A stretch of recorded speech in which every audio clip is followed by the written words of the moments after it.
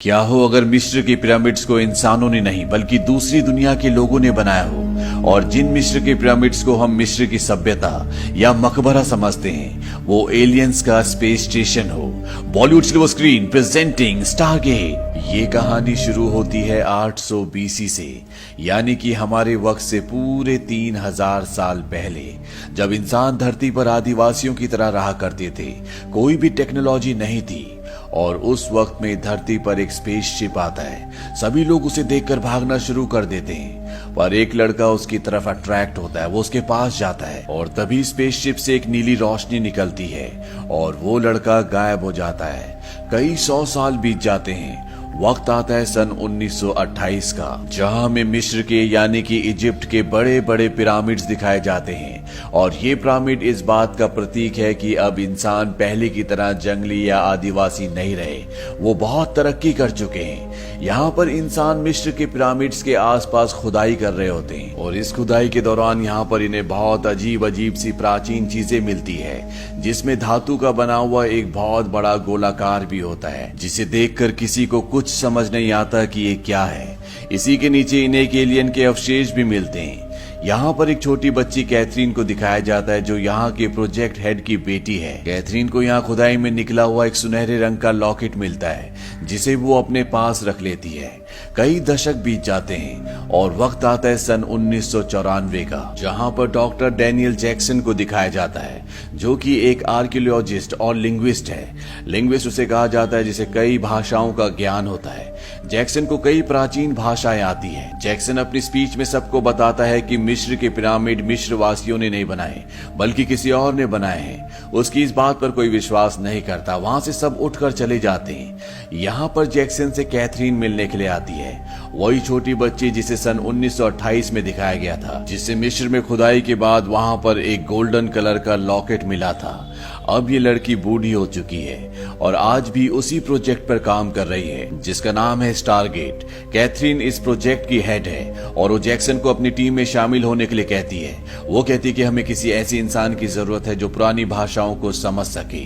Jackson उनकी team में शामिल हो जाता है और जब वो उस बेस पर पहुंचता है जहां पर उसे प्राचीन भाषा को समझना है, तो बोर्ड पर लिखे हुए कुछ प्राचीन शब्दों को, जिनका अनुवाद गलत किया होता है, कुछ ही पलों में पूरी तरह से ठीक कर देता है। अब यहाँ पर कर्नल ओनिल आते हैं। वो कहते हैं कि अब इस प्रोजेक्ट का हेड मैं हूँ, यानी कि जो भी यहाँ पर काम होगा उसकी पूरी जानकारी कर्नल ओनिल को भी होनी चाहिए। जैक्सन को अब एक बहुत बड़ा पत्थर दिखाया जाता है। ये वही पत्थर होता है जो आज से कई साल पहले यानी कि सन 1928 में मिस्र के पिरामिड में मिला था, और इसी पत्थर के नीचे वो गोलाकार धातु थी जिसे स्टारगेट कहा जाता है। जैक्सन इस पत्थर पर बने चिन्हों को समझने की कोशिश करता है, पर वो पूरी तरह से समझ नहीं पाता।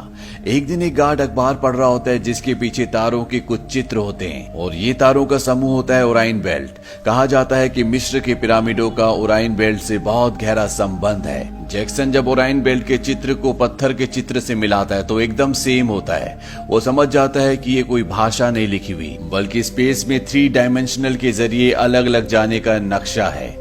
और ये सारी बात वो अपनी टीम को बताता है। वो बोर्ड पर एक 3 डायमेंशनल क्यूब बनाता है, जिस पर वो 6 पॉइंट्स मार्क करता है और इसके बाद वो सबको आपस में मिला देता है। जैक्सन कहता है कि सेंटर पॉइंट से हम किसी भी जगह पर जा सकते हैं। यहीं पर बैठा हुआ एक आदमी बोलता है, पर सेंटर पॉइंट तक जाने के लिए हमें 7वीं जगह की जरूरत है। 7वीं जगह कहां पर है? जैक्सन बताता है कि हमारी अर्थ, यानी कि जो हमारी लोकेशन है, वही 7वीं जगह है। वो उस पत्थर पर बने एक चित्र को यहाँ पर बनाता है, जो कि पिरामिड की तरह होता है, जिसके दोनों तरफ 2 लोग होते हैं। वो कहता है कि इन दोनों आदमियों का कोई मतलब नहीं है, ये पिरामिड यानी कि यही 7वां प्लेस है।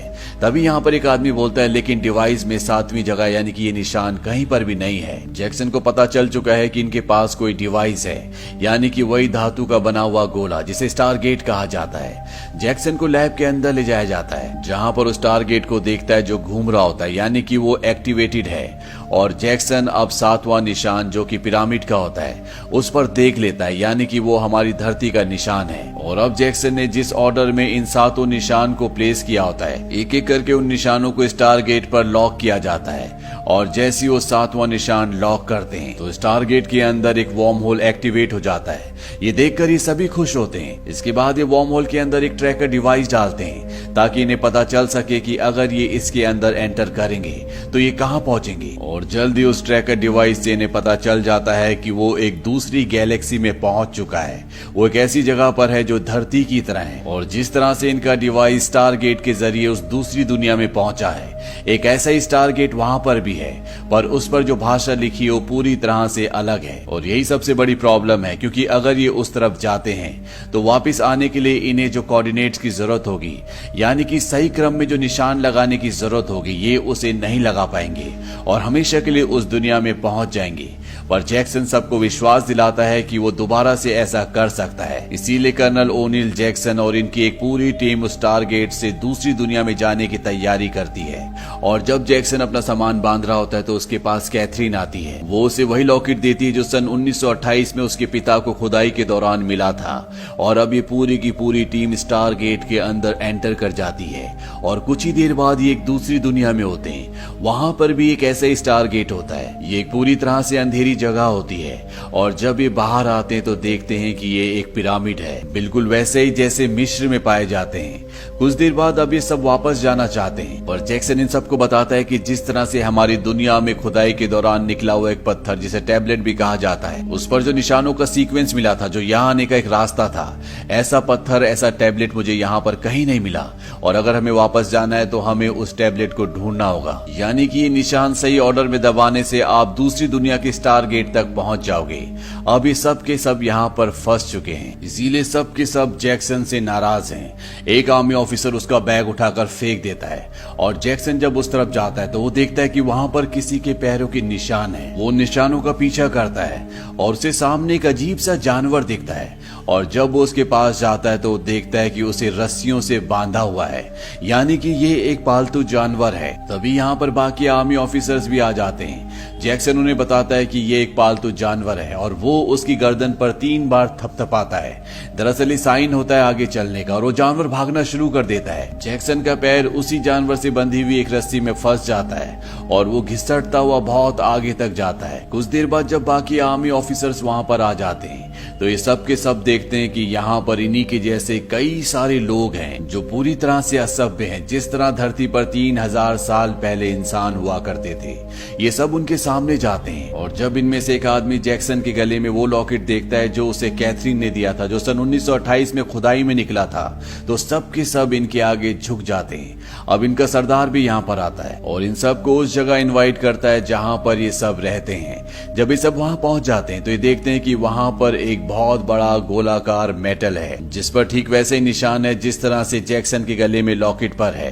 दरअसल ये इनके सन गॉड का निशान होता है और इन सब लोगों को ये लगता है कि जैक्सन और उसके साथियों को इनके सन गॉड ने यहाँ पर भेजा है, इसीलिए उनके आगे झुक गए थे। और अब रात को यहाँ के सभी लोग इकट्ठे होते हैं जहां पर जैक्सन को अजीब तरीके से तैयार किया जाता है, यानी कि ये एक तरह का रिचुअल होता है। उसके बाद उसे कमरे में भेज दिया जाता है और यहाँ का जो सरदार होता है उसकी बेटी उसके कमरे में आती है। वो अपने कपड़े उतार रही होती है लेकिन जैक्सन उसे मना कर देता है। वो कहता है कि तुम्हें ऐसा करने की जरूरत नहीं है। इसके बाद जैक्सन रेत पर पिरामिड का चित्र बनाकर उसे बताने की कोशिश करता है कि वो कहाँ से किस दुनिया से आया है, पर वो उसे अच्छे से समझा नहीं पाता। पर अगले पल वो लड़की भी उसी तरह का एक चित्र बनाती है, साथ ही ऊपर वो सन भी बनाती है। जैक्सन उससे इशारे से पूछता है कि तुमने इस जगह को कहां पर देखा है, क्योंकि ये वही कोऑर्डिनेट्स, वही चित्र हैं जिन्हें सही ऑर्डर में सेट करने पर ये अपनी दुनिया के स्टारगेट तक पहुंच जाएंगे। अब कबीले की सरदार की लड़की जैक्सन को उस जगह तक ले जाती है। तभी वहां पर उसके बाकी साथी भी आ जाते हैं। जैक्सन यहाँ पर दीवारों पे लिखी हुई भाषा को समझ जाता है और वो अपने साथियों को बताता है कि आज से हजारों साल पहले एक मरती हुई दुनिया का एलियन अपनी दुनिया से भाग गया। वो अपनी जिंदगी को बढ़ाना चाहता था। वो एक ग्रह से दूसरे ग्रह पर गया और इसके बाद वो अर्थ पर पहुंचा, जहां पर उसने इंसानों को देखा जो उसके स्पेसशिप को देखकर भाग रहे थे। पर उन्हीं इंसानों में से एक बहादुर इंसान उसके स्पेसशिप के पास आया, जिसकी बॉडी के अंदर उसने अपनी सोच को, अपने आप को ट्रांसफॉर्म कर लिया। यानी कि वो एलियन एक इंसानी रूप ले चुका था था। इसके बाद उस एलियन ने अपने आप को धरती पर इंसानों का राजा घोषित कर दिया, उनसे बड़े बड़े पिरामिड्स बनवाए। साथ ही साथ जिस टारगेट से हम यहाँ पर आए, इस दुनिया में आए, वो पृथ्वी से कई इंसानों को यहाँ पर लाया ताकि वो माइनिंग करवा सके, जो यहाँ से एक खास तरह का मिनरल निकालते हैं जो उसकी टेक्नोलॉजी का सबसे बड़ा सोर्स है। यानी कि इस दुनिया में जो लोग रहते हैं वो पृथ्वी के हैं और जो भाषा ये बोलते हैं वो हजारों साल पुरानी इजिप्ट की भाषा है। जैक्सन यहाँ पर सबको ये भी बताता है कि जैसे जैसे धरती पर इंसान विकसित हुए, उन्होंने एलियन के, जिसका नाम रा था, जो कि इंसानी रूप में था, उसके खिलाफ विद्रोह कर दिया और स्टारगेट को हमेशा के लिए दफना दिया। अब इन्हें यहाँ पर वो कैप्सूल, वो पत्थर भी मिल जाता है जिस पर वो सारे निशान है, जिन निशानों के जरिए ये अपनी दुनिया के स्टारगेट तक पहुंच सकते हैं। पर इसमें जो 7वां साइन होता है वो टूटा हुआ होता है और उसके बिना ये वहां नहीं पहुंच सकते। वहीं दूसरी तरफ पिरामिड में दिखाया जाता है जिसके ऊपर एक बहुत बड़ा स्पेसशिप आता है जो हूबहू पिरामिड की तरह होता है, पर आकार में वो उससे भी बड़ा होता है। वो ठीक पिरामिड के ऊपर लैंड कर जाता है। यानी कि ये जो पिरामिड है ये स्पेसशिप के लैंड करने की जगह है। स्पेसशिप से एलियंस निकलते हैं और अंदर जो जैक्सन और ओनिल के कुछ साथी होते हैं वो उनमें से 2 को मार देते हैं और 2 को बंदी बना लेते हैं। वहीं अब जैक्सन और कर्नल ओनिल अपने 2 साथियों के साथ पिरामिड की तरफ निकल पड़ते हैं। साथ ही कबीले के सरदार की बेटी सावरी, जिसे जैक्सन को ऑफर किया गया था, वो भी अपने कुछ साथियों के साथ इनका पीछा कर रही होती है। अब जब ये चारों के चारों पिरामिड के पास पहुंचते हैं तो ये देखते हैं कि पिरामिड के ऊपर कुछ बहुत बड़ी चीज आकर लैंड कर गई है। ये देखकर ये हैरान होते हैं, सब के सब अंदर आते हैं। अंदर इन पर कुछ अजीब से चेहरे वाली आकृतियां हमला कर देती है। जैक्सन और कर्नल ओनिल नीचे पहुंच जाते हैं जहां पर इनका स्टारगेट होता है। वहां पर ओनिल कुछ ढूंढ रहे होते हैं लेकिन उन्हें वो चीज नहीं मिलती। जैक्सन उनसे पूछता भी है कि तुम क्या ढूंढ रहे हो, पर वो उसे नहीं बताते। और तभी यहाँ पर कुछ एलियंस आते हैं और इन दोनों को पकड़कर एक दूसरी जगह ले जाते हैं जहां पर एक और एलियन आता है जिसको देखकर साफ पता चलता है कि ये इन सब का लीडर है। ये होता है रा, जिसे इस दुनिया के लोग भगवान मानते हैं। रा अपनी जगह पर बैठ जाता है और उसके चेहरे पर जो नकाब होता है वो उस नकाब को हटाता है और ये वही लड़का होता है जो आज से 3000 साल पहले यानी 800 BC में धरती पर उस एलियन शिप के पास गया था जो धरती पर आया था। और उस स्पेसशिप में जो लड़का था उसने उस एलियन की बॉडी पर अपना कब्जा कर लिया था और आज भी ये उतना ही जवान होता है जितना 3000 साल पहले था। और ये इस दुनिया का ईश्वर है जिसे यहाँ के लोग रा के नाम से जानते हैं। और इसके पास सिर्फ इंसानी शरीर है, ये आत्मा से, दिमाग से, कहीं से भी इंसान नहीं है, ये एक एलियन है। अब यहाँ पे रा के जो लोग होते हैं वो उस बॉम्ब को भी लाते हैं जिसे कर्नल ओनिल यहाँ पर ब्लास्ट करना चाहता था। दरअसल रा को ये बात पता चल गई थी और उसने इस बॉम्ब पर अब अपना कब्जा कर लिया। कर्नल ओनिल अपने साथ खड़े गार्ड का जो हथियार होता है वो छीनता है और वो रा पर हमला भी करता है। लेकिन तभी यहाँ पर बहुत सारे बच्चे होते हैं, वो सब के सब रा के सामने आ जाते हैं। ये बच्चे हमेशा रा के साथ ही रहते हैं, इस वजह से कर्नल ओनिल उन पर हमला नहीं कर पाता। पर रा के गार्ड मौका देखकर कर्नल ओनिल पर हमला करते हैं। जैक्सन उनके आगे आ जाता है जिससे उसकी मृत्यु हो जाती है। इसके बाद रा के गार्ड कर्नल ओनिल को भी मारना चाहते हैं पर तभी रा वहां पर आकर उसे रोक लेता है और इन्हीं के बचे हुए साथियों के साथ बंदी गृह में डाल देता है। रा अब इंसानों से गुस्सा हो चुका है, इसीलिए उसके पिरामिड से कुछ फ्लाइंग ऑब्जेक्ट्स निकलते हैं और जो इंसानों की बस्ती होती है वहां पर हमला करते हैं जिससे कई इंसानों की जान चली जाती है। यहाँ पर इंसानों का जो सरदार होता है उसे लगता है कि उनके जो देवता, जो ईश्वर रा है, वो उनसे नाराज हो गए, इसीलिए वो ऐसा कर रहे हैं। वहीं पिरामिड के अंदर दिखाया जाता है कि जैक्सन एक बॉक्स के अंदर से निकलता है। दरअसल ये एक ऐसा बॉक्स है जिसके अंदर इंसान को डालने से उसके सेल्स दोबारा से जनरेट हो जाते हैं, यानी कि इंसान को जिंदा किया जा सकता है और इसी टेक्नोलॉजी का इस्तेमाल करके उसका शरीर हमेशा जवान रहता है। अब जैक्सन जिंदा हो चुका है। रा उसके सामने आता है, वो कहता है कि तुम्हारा दोस्त यहाँ पर न्यूक्लियर बॉम्ब लेकर आया और कल जिस टारगेट से तुम यहाँ तक इस दुनिया में पहुंचे हो उसी टारगेट से इस न्यूक्लियर बॉम्ब को तुम्हारी दुनिया में भेजूंगा, पर मैं अपनी टेक्नोलॉजी से, अपने मिनरल से इसकी पावर 100 गुना ज्यादा बढ़ा दूंगा ताकि तुम्हारी पूरी दुनिया खत्म हो जाए। जैक्सन पूछता है कि तुम ऐसा क्यों करना चाहते हो? रा कहता है कि मैंने उस दुनिया को बनाया है, मेरी वजह से तुम्हारी दुनिया विकसित हुई थी और अब मैं ही उसे खत्म करूंगा। कल पिरामिड के पास मैंने अपने सभी वर्कर्स को बुलाया है, इससे पहले कि वो मेरे ऊपर कोई सवाल करें। तुम्हें अपने सभी साथियों को मेरे कहने पर उन उनके सामने मारना होगा ताकि उन्हें यकीन हो जाए कि उनका एक ही ईश्वर है। जैक्सन कहता है कि अगर मैंने ऐसा नहीं किया तो।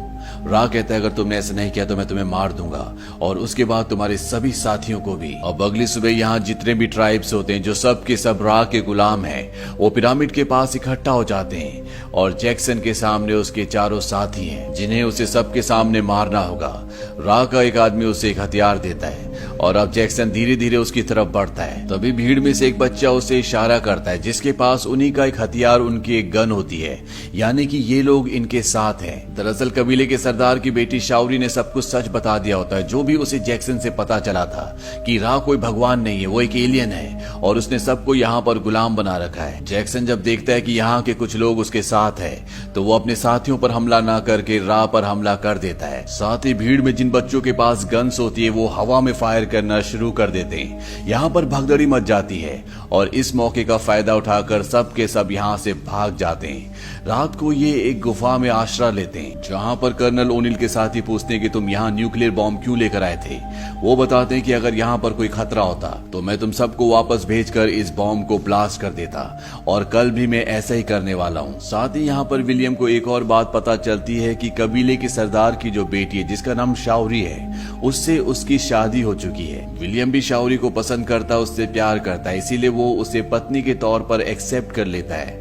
अगली सुबह जब ये उठते हैं तो देखते हैं कि शावरी के भाई ने दीवार पर एक चित्र बनाया होता है और ये चित्र इस प्लेनेट का होता है जिसमें पिरामिड के साथ 3 चांद होते हैं। विलियम समझ जाता है कि जो 7वां टूटा हुआ साइन था वो यही है और अब इनके पास अपनी दुनिया में वापस जाने के लिए सही ऑर्डर में सही निशान है जिसे स्टारगेट पर सेट करने के बाद ये धरती पर पहुंच जाएंगे। वहीं दूसरी तरफ रा का एक आदमी जो पूरी तरह से नकाब पहने हुए है वो माइंस के बाहर आता है क्योंकि उसे यहाँ से मिनरल लेकर जाना है और तभी वहाँ पर कर्नल ओनिल आकर उसे मार देते हैं। ये देखकर सरदार और सभी लोग डर जाते हैं। वो अपने घुटनों के बल बैठकर अपने ईश्वर रा से माफी मांगना शुरू कर देते हैं। पर तभी कर्नल ओनिल रा के उस आदमी को जिसे उन्होंने अभी मारा है उसके शोल्डर पर एक बटन दबाते हैं, जिस बटन को दबाने के बाद उसका नकाब पूरी तरह से हट जाता है। यहाँ पर सभी गुलाम लोगों को पता चल जाता है कि ये ईश्वर नहीं है बल्कि ये भी हमारी तरह इंसान है जिन्होंने नकाब पहने हुए हैं और इतने सालों से वो सिर्फ एक भ्रम की दुनिया में थे। अब जैक्सन, ओनिल, शावरी और कुछ बच्चे मिनरल्स लेकर पिरामिड के अंदर पहुंच जाते हैं और जब उनके सामने रा के गार्ड्स आते हैं तो उन सबको मार देते हैं। इसके बाद जैक्सन, ओनिल और शावरी उस जगह जाते हैं जहां पर न्यूक्लियर बॉम्ब होता है। कर्नल ओनिल उस बॉम्ब को एक्टिवेट कर देते हैं। वो जैक्सन को कहते हैं कि तुम अपनी दुनिया में वापस चले जाना और वहां से स्टारगेट को हमेशा के लिए खत्म कर देना। मैं यहाँ पर अपना काम खत्म करूंगा, यानी कि रा का खात्मा। तभी यहाँ पर रा का एक आदमी आता है और उस शावरी को मार देता है। जैक्सन उस आदमी को मार देता है और शावरी को मरा हुआ देखकर उसे बहुत दुख होता है। तभी यहाँ पर नीली रोशनी आती है। दरअसल ये टेलीपोर्टेशन की रोशनी होती है। ये रा की एक ऐसी टेक्नोलॉजी है जिससे सामान को, इंसानों को एक जगह से दूसरी जगह ले जाया जा सकता है और इस वक्त रा का एक आदमी इस टेक्नोलॉजी का इस्तेमाल करके यहाँ पर न्यूक्लियर बॉम्ब लेने के लिए आ रहा होता है। जैक्सन को इस टेक्नोलॉजी के बारे में पता होता है, इसीलिए वो शावरी को लेकर उस लाइट के नीचे खड़ा हो जाता है जिससे गार्ड यहाँ पर पहुंच जाता है और जैक्सन और शावरी उस जगह पहुंच जाते हैं जहाँ पर वो चैम्बर है जिसके अंदर जैक्सन दोबारा जिंदा हुआ था। वो शावरी को उसके अंदर रखकर उसे एक बार फिर से जिंदा कर देता है और जब वो उसे वापस लेकर जा रहा होता है तो रा उसे देख लेता है। रा उसके सर पर हाथ लगाता है जिससे उसकी पूरी बॉडी में करंट दौड़ जाता है। वही नीचे कर्नल ओनिल को दिखाया जाता है जो उस गार्ड से लड़ रहे होते हैं जो टेलीपोर्टेशन टेक्नोलॉजी का इस्तेमाल करके नीचे आया होता है और वो ठीक उसे उस जगह ले आते हैं जहां पर टेलीपोर्टेशन टेक्नोलॉजी का चैम्बर आता है और जब वो उसके नीचे होता है तो कर्नल ओनिल उसके हाथ का वो बटन दबा देते हैं जिससे टेलीपोर्टेशन ऑन हो जाता है और वो ठीक उस गार्ड के ऊपर आकर गिरता है जिससे उसके शरीर के टुकड़े हो जाते हैं। उसका धड़ तो वहां रह जाता है और ऊपर का हिस्सा ऊपर पहुंच जाता है और ठीक ऊपर उसी जगह पर ओनिल और शावरी होते हैं जो दोनों के दोनों नीचे पहुंच जाते हैं और इस तरह से उनकी जान बच जाती है। बाहर ये दिखाया जाता है कि जितने भी इंसान होते हैं उन सब ने यहाँ पर विद्रोह कर दिया है जैसे कभी पृथ्वी पर किया था। रा समझ चुका है कि उसका खेल यहाँ पर खत्म हो गया है, इसीलिए पिरामिड के ऊपर जो उसका स्पेसशिप होता है वो उसे उड़ाकर यहाँ से निकलना शुरू कर देता है। वहीं नीचे ओनिल न्यूक्लियर बॉम्ब को ऑफ करने की कोशिश करता है पर रा ने इसकी पूरी सेटिंग चेंज कर दी थी, इसीलिए ऑफ नहीं हो रहा होता। इन्हें कुछ समझ नहीं आता कि इन्हें क्या करना है क्योंकि कुछ ही सेकंड्स में ये फटने वाला होता है और तभी ये उस आदमी का धड़ देखते हैं जिसके हाथ में टेलीपोर्टेशन का बटन है और न्यूक्लियर बॉम्ब को वो उसके नीचे रखकर बटन को ऑन कर देते हैं। वहीं ऊपर राह को स्पेसशिप में दिखता है कि कोई टेलीपोर्टेशन से ऊपर आ रहा है। उसे लगता है कि कोई इंसान उसका सामना करेगा, पर अगले पल उसके सामने न्यूक्लियर बॉम्ब होता है जिसे फटने में चंद ही सेकंड्स बचे होते हैं और अगले पल एक जोरदार ब्लास्ट होता है। और राज जिसने कई 100 सालों तक धरती पर इंसानों के ऊपर राज किया, उनसे मिस्र के पिरामिड्स बनवाए, यहाँ के लोगों को हजारों सालों तक अपना गुलाम बनाकर रखा, उन्हें एजुकेट नहीं किया ताकि वो धरती के लोगों की तरह रिबेलियस ना हो जाए, आज उसका खात्मा हो गया। ये देखकर इस ग्रह के जितने भी लोग हैं वो सब के सब खुश हो जाते हैं क्योंकि आज उन्हें हमेशा के लिए गुलामी से आजादी मिल गई। अंत में दिखाया जाता है कि स्टारगेट को ये ऑन कर देते हैं, पर जैक्सन इनके साथ नहीं जाता क्योंकि वो साउरी से प्यार करता है, वो उसकी पत्नी है, इसीलिए वो इस ग्रह पर उसी के साथ रहना चाहता है। पर विदा लेने से पहले वो कैथरीन का वो लॉकेट जो उसने उसे दिया था वो कर्नल ओनिल को दे देता है। वो कहता है कि ये कैथरीन को दे देना, और जितने भी बचे हुए लोग होते हैं वो सब पृथ्वी के लिए निकल जाते हैं। इसी के साथ ये कहानी यहीं पर खत्म हो जाती है। ये फिल्म सन 1994 में रिलीज हुई थी। IMDb पर इसकी रेटिंग है 7.1। इस फिल्म का बजट था $55 मिलियन और बॉक्स ऑफिस पर इसने कमाई की थी $197 मिलियन की। उम्मीद करते हैं कि ये कहानी आपको पसंद आई होगी।